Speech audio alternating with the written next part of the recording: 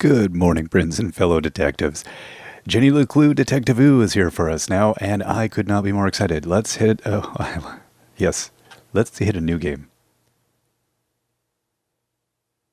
Now, as you can guess by the title, we're going to be doing some detective work. Now, I believe this one was rated T for teen. I think there is a little bit of blood. I think that's about it, just so you're aware. And who is this? Artherton. You'll never leave. Or want to leave. Ominous. This is never good when you begin with someone walking in the rain with a briefcase. And a trench coat. Creepy? Totally normal. I'm gonna go with creepy.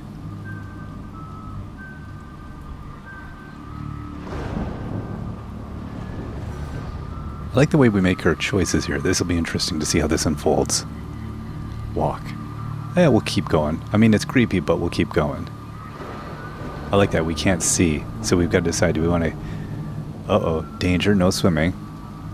It seems like a bad idea. Oh, we're going to get into a boat. Okay. Behold the boat. Okay. Accelerate. Oh boy. Where are we going? Again, you can't be going anywhere good in the rain, in the middle of the night, on a little boat with a briefcase full of who knows what. Evidence? Murder documents? Oh, a murder of crows. That's comforting. They're flying very low.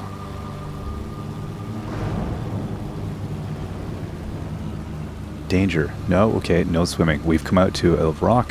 What are we going to do? We have to decide now. Uh-oh. We've got a button. Rotate. What? Previous, next, Oh, I see. Okay, rotate,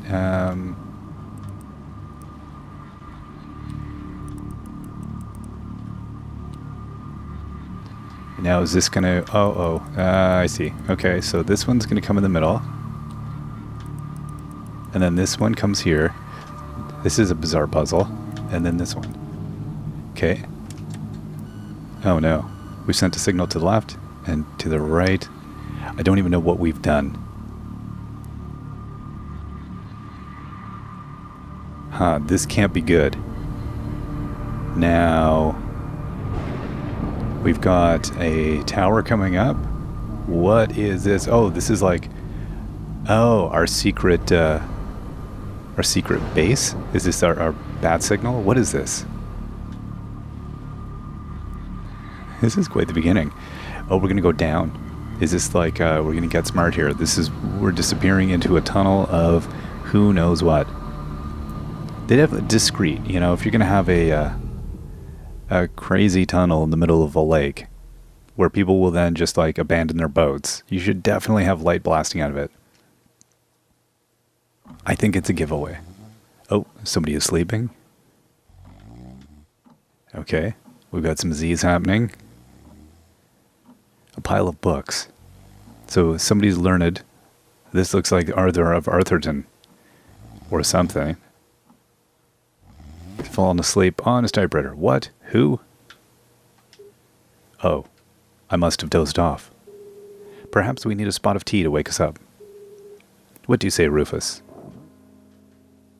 Rufus does not know what to think about this. Yes, quite right. Better get back to work. This book won't write itself. Maybe I should start somewhere easier. I'll come back to the prologue later. The sun rose over another perfect day in picturesque Artherton. So is Artherton a fictional creation in his own mind? It seems like it might be. Welcome to idyllic Artherton, home of the Gumshoe University, established 1843. To the casual observer, Artherton seemed like any other small, quiet town. It was nestled in a valley between two mountains, lined by lustrous forests, and perched on the edge of a pristine lake. Grubman's Grocery. It had a main street with all the essentials, including a place to sip coffee. It had schools, a college, a church, and a police station. It even had a museum no one ever visited. Mr. Bean's coffee shop, Agatha Krusty's rolls, Gail and Dan's bait and tackle, pharmacy and magic, the great placebo. It was the kind of place you might find anywhere on your travels. Typical, maybe even forgettable. I don't know, with Agatha Krusty's as a bread store, I don't know if I'd forget this place. But there was one thing in Artherton that was unlike any other town in the whole world. Actually, it was a girl. Her name was Jenny LeClue. And she was the world's greatest detective. The phone is ringing. Who could it be? It's a rotary phone, too. Finkelstein residence? Oh, hello, Glenda. Yes, he said he might ring. Okay, patch me through then. Patch me through that. So they even have a manual operator. So this place is like in the 1960s. Or he is in the 1960s. Richard. Yes, I got it. I did. And my answer is no. I understand that, but... Yes, of course, but... No, nothing is settled. I'm not going to do it. It goes against everything my book stands for. No, not yet, but... If I could just... Please, listen to what I'm saying. So Jenny LeClue lives inside this typewriter. All right, it was the kind of place you might find anywhere else, so we can see what he's been working on. Oh, I see. Now we can look around. Aha. This envelope. From the office of Richard Inkwell. Dear Arthur, hope all is well. Afraid I've got bad news, old chum. There's no way to say it. I've attached the latest book sales numbers. Nowadays, young readers want more mystery and danger. You're losing with Jenny's increasingly timid and repetitive adventures. One bit of good news is it's too late for the stores to cancel their orders for the next book, so we're going to give you one last go and see if you can breathe some life into the old girl. We want you to try a proper murder mystery. Start killing people off. I'm not a murderer, he's written. Add some drama. The bottom line is if you don't, snap it up. I'm afraid it's a case of Jenny and the last hurrah. Uh-oh. Oh. In other positive news, someone from a real hack newspaper finally reviewed your last book, Jenny LeClue and the Missing Marmalade Sandwich, the 38th and hopefully last book in a series which is very much past its prime. Once a collection of mystery stories cherished by children all over the world, Jenny LeClue has since taken a nosedive into mediocrity without reservation. Arthur K. Finkelstein, quality, and the only mystery left in Artherton is how trash keeps getting published. The reader nearly died of boredom. On a positive note, the book makes a great doorstop. Wouldn't know a good story if it bit you on the rump. And the editor says, I took the worst bits out, which is half of it. I imagine all of this might come as a bit of a shock, but we've got to move on with the times. Throw in a murder or two, a dash of real tragedy, and who knows, maybe you've got one great story left in you. I'll ring you later to discuss. Sorry about your career. Chin up, though. Richard Inkwell. P.S. Squash next week? At least you'll have some time to work on that backhand soon. Brutal. Oh, we can move our tea around. All right. And what can we do with these? Oh, we can move the pencil. Oh, and we can just push it off the table. That is bizarre. Oh, good. We've got a little pendulum here. What do we got here? Letter to Finkelstein. Finkelfans draft. Well, it's me again. Arthur K. Finkelstein. And here we are at book 38 of Jenny LeClue series, her most joyful adventure yet. Thank you all for the new Jenny LeClue fans out there. You have both been incredibly supportive. To answer your questions, 1, despite any rumors that you may have heard, and of course, the Jenny books will continue, as long as there's ink in my pen and ribbon in my typewriter. Yes, it will be more of the same. I refuse to change my formula. Artherton will always be a safe and happy place. Okay, we'll see. Did he write more? No, a 1 of 5. Change page. There we go. Oh, and then this is his list of people. Well, that's interesting. So he gives us a whole list of people that are signed up, I guess, to his fan club. Huh. I don't know if this is going to come into any use or if this was like Kickstarter backers. I feel like it might be Kickstarter backers. Who knows? All right. Chapter 1. The sun rose over... we've seen Chapter 1. All right, so can we type anything else? No. So I think we've seen what we need to see on this desk. You don't understand what you're asking for. You want me to turn Jenny's world upside down? Kill off my characters and destroy everything I've built over the past 30 years? Fine. I'll give you what you want. But I warn you, I'm a stream of consciousness writer. And you have unleashed my fury. Good day, sir. Well, I guess you don't want that from a writer. Oh no. And this is how he wrote the infinite jest. Boring? Predictable? Ha! If it's murder they want, it's murder they'll get. Okay, we're going to get some murder. That's what we're getting. Look out, Jenny LeClue. Chapter 1. It should have been another perfect day in Artherton. But today was different, and nothing would ever be the same again. To begin with, Jenny LeClue was dead. Ooh, that's a little dark. Wow, is she pretending to be dead, or is she really dead? Her skin was pale, her eyes glassy and frozen. What cruel fate had befallen our beloved detective? Oh, Jenny. Oh, she's awake. No, no, no. Never move the victim. Miss LeClue, she's doing it again. Jenny LeClue, you are a dead body. So we've got a great detective. This is all the rules on the chalkboard. Trust her instincts, makes it personal, reveals her hand too soon. Oh, never does this. Never leaves her coffee unattended. Never, ever. Never makes assumptions. Okay, so she's going to essay on decapitation and dismemberment next week. That's good. Dead bodies don't talk. Julie LeClue, former detective. Teacher, teaches dumb students. Terrible cook, great mom. But he's doing it wrong. It's wonderful, as it would be if all cadavers were so talkative. We must deduce the case of cause of death without their help.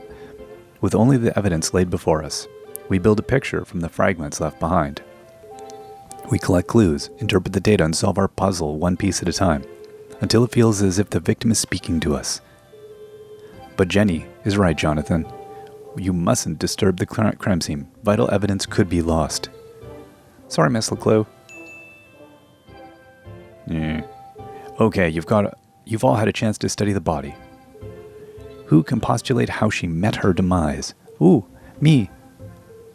I think it was an accident. Yeah, she obviously wasn't looking where she was going, so she slipped on the wet floor and cracked her head open, like an egg, and then she bled to death. Really? How can you tell? Well, there's a giant pool of blood around her head. Yeah, I know. I was being sarcastic. Oh. Actually, you're both wrong. What? It was cold-blooded murder. Murder? Don't be ridiculous. Where's the murder weapon? There's no evidence anyone else was even here. Oh, yes, there is. It was murder, and I can prove it. The case of the dead lab assistant. Jenny had read all the books. She had absorbed all her mother's teachings. But there was nothing like getting your hands dirty. How many people get the chance to solve their own murder? The first step in any good deduction was collecting evidence. Seemingly insignificant details could provide a vital piece of the puzzle. First, I'll search the crime scene for clues. Then she'd analyze the data. And finally, deduce the real cause of death. Okay, so what do we got? Jenny's blue sweater was scruffy and quite uncomfortable, but her grandmother had knitted it, and so it was her favorite. The more it itched, the closer it felt to her. She's got this green stuff on her mouth. And we can't interact with that. It wasn't Jenny's style to wear accessories, but the hair clip was the exception. Its function as a lockpick, and it saved Jenny from a long night trapped in her school locker. She'd worn it ever since. Mr. Beans. The ends justify the beans. That's their logo. What a waste of perfectly good coffee. Jenny's love for coffee was almost as strong as her passion for crime solving. Chalky green residue on the rim? Smells like burnt matches.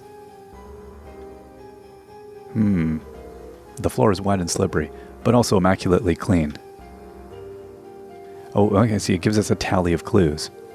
Approximately 8 sizes too big and covered in mud. We got a couple more. We got pool of blood. There's no doubt the victim lost a lot of blood. Without her trusty bifocals, Jenny couldn't see the nose in front of her face. They were her window to the world and the lens through which she focused her keen detective vision. Let's see. What else do we have here? So it says 7 of 8. And the tears on her? No. What's she have in her hands? What else is around Jenny here? Am I not going out far enough? Is there footprints? Is there anything else? I'm not seeing anything else. So, it must be something on Jenny I'm missing.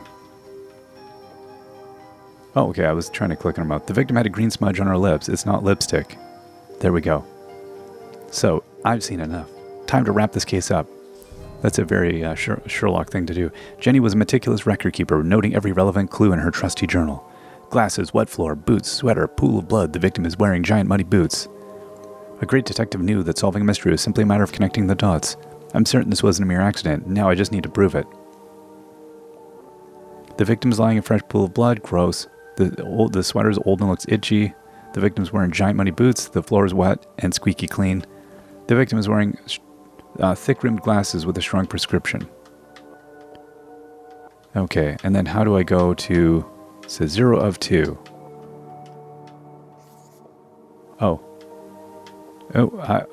I see.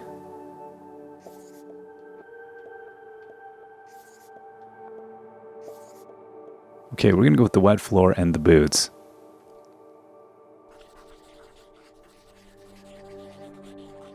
Where are they? The victim's boots are filthy. They should have left big muddy footprints on the floor. So where are they?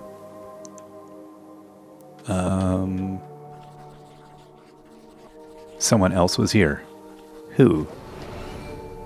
Either someone washed away her footprints, or she was carried here. Solved.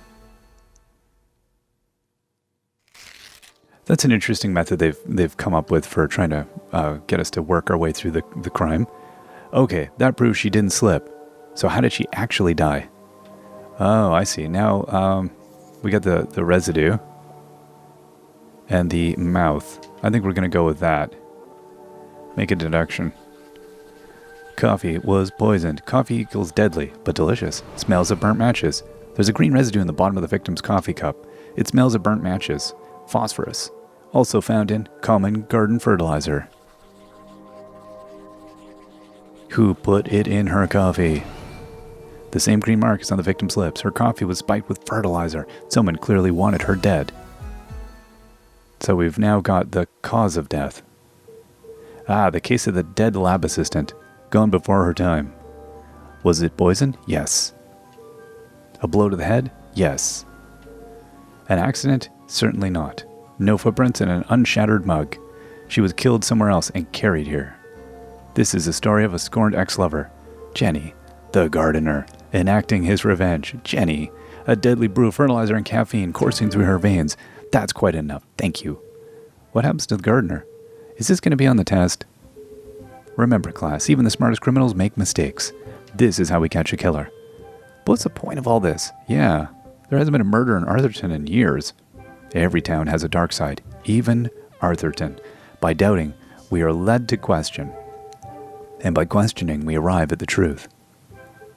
Okay, that's all for today. Don't forget, next class, our field trip to the morgue. So have a light lunch.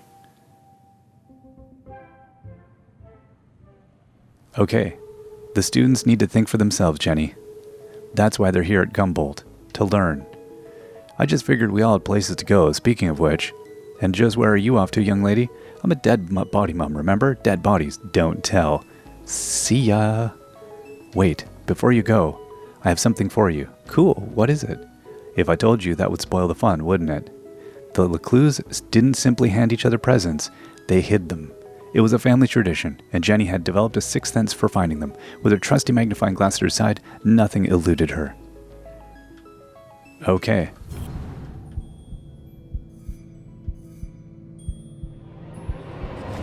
And there we go.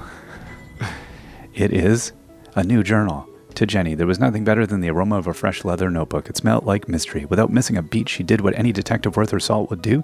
She decorated it. I love nerds. Oh yeah, there we go. We can rotate. Yeah, Jenny's, she's... Oh, okay. Add. Oh, I see, we can pick. Oh, we'll have some hearts. And then we'll add some more. We'll have a blue heart. Isn't that lovely? We're going to go all in with the stickers. Why would we not? Oh. A new journal meant new adventures. She imagined all the thrilling cases that would soon fill the pages, and on her first page, her mother had written an inscription. A great detective never gives up. Love, Mom. Cool. Oh, we do not want to... There we go. We'll leave it at that. I love it. Thanks, Mom. Jenny, I wanted to talk about... somewhere in the back of Jenny's highly caffeinated brain, an alarm bell was ringing. Her mom was hesitating. What could be causing her to act so out of character? Uh-oh.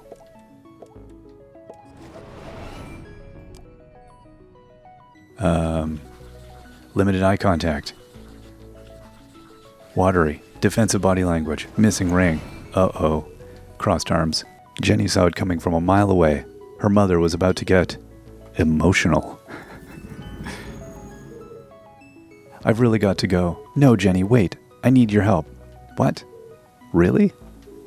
Jenny couldn't believe her ears. It was extremely unusual for her mother to ask for her help. It must be something very important. Tracing the steps of a deranged killer? A cold case that only someone with Jenny's expertise could solve? I've misplaced the students' essays on decapitation. See if you can't find them for me before you leave. I have to run. Wow. The case of the misplaced papers. Are you sure you want to trust me with such a complex task? I've no doubt you'll be able to find them. They're around here somewhere. Jenny was unsure if her mother was unable to detect sarcasm or just really good at ignoring it. Yeah, we'll help her. We seem like a good kid. Okay, Mom, I'll find them before I leave. On one condition. Yes? You have to let me help grade them. One of Jenny's favorite pastimes was grading papers. Nothing pleased her more than giving a shiny F to an overconfident student. Don't push your luck. Please? Okay. Yes. Find the papers and go straight home. But I'm meeting Keith tonight. No buts, remember? Oh, I'm sorry. Maybe I'm still feeling the effects of being poisoned for your class. Well then, I have the perfect antidote. You're staying with your cousin this weekend, and you still need to pack. This again? Look, I've considered your offer, Mom, and I'm going to have to decline. I'm old enough to take care of myself. I'll be back late tonight. There's meatloaf in the fridge. Let's question her motive.